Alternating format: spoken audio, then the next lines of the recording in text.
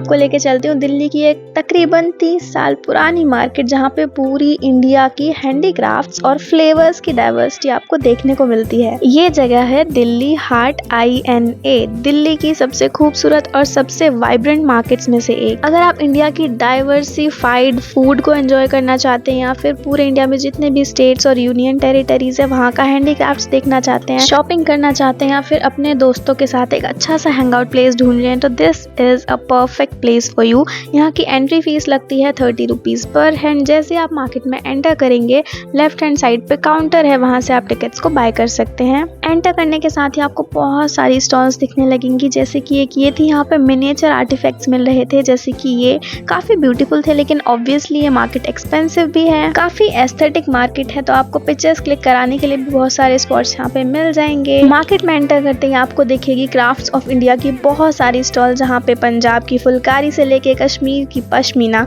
हर तरह का हैंडीक्राफ्ट्स आपको देखने को मिलेगा टेक्सटाइल्स में। जैसे जैसे आप आगे बढ़ेंगे देखेंगे कि यूपी की चिकनकारी भी कहीं पीछे नहीं है और गुजरात की बंधनी टाई डाई। कहने का मतलब थ्रू आउट इंडिया जितने भी तरह के टेक्सटाइल्स देखने को मिलते हैं वो सभी यहाँ पे हैं।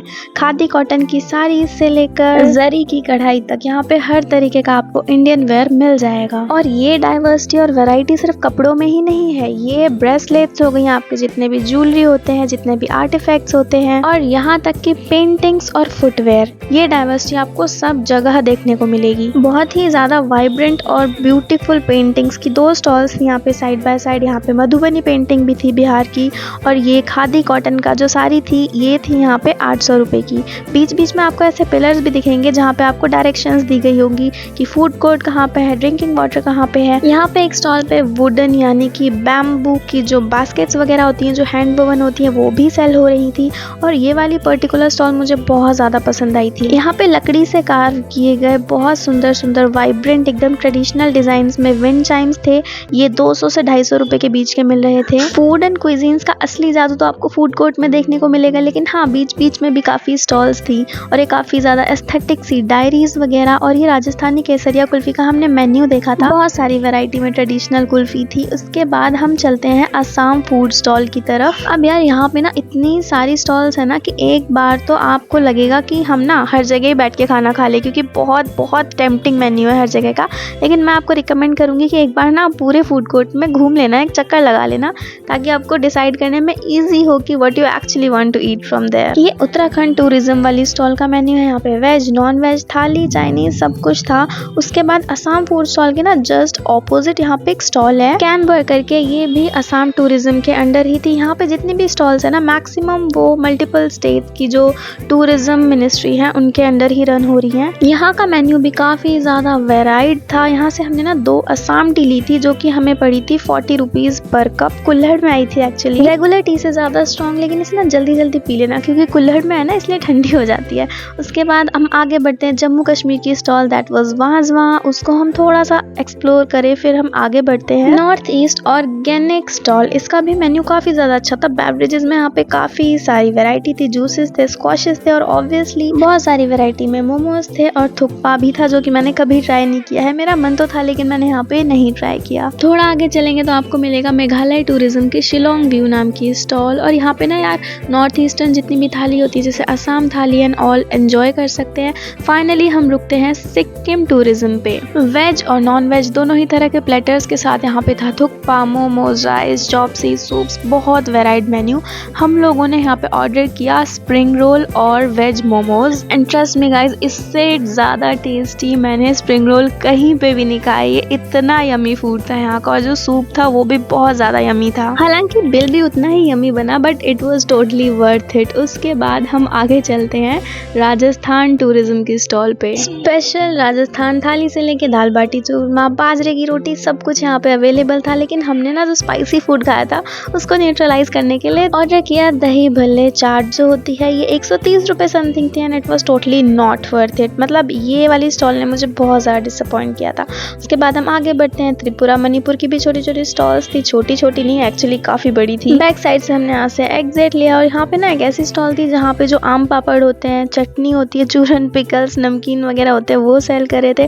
उसके थोड़े आगे यार ये ब्यूटीफुल वुडन आर्टिफैक्ट्स, और यार ये घुंघरू मुझे डाउट था कि बजते भी है कि नहीं, तो मैंने इनको ट्राई किया था थोड़ा सा। ये मार्केट सिर्फ शॉपिंग के लिए नहीं है, यहाँ पे बहुत सारे कल्चरल एक्टिविटीज़ भी होती रहती हैं, जैसे डिफरेंट स्टेट के जो डांस परफॉर्मेंसेज होती हैं वो।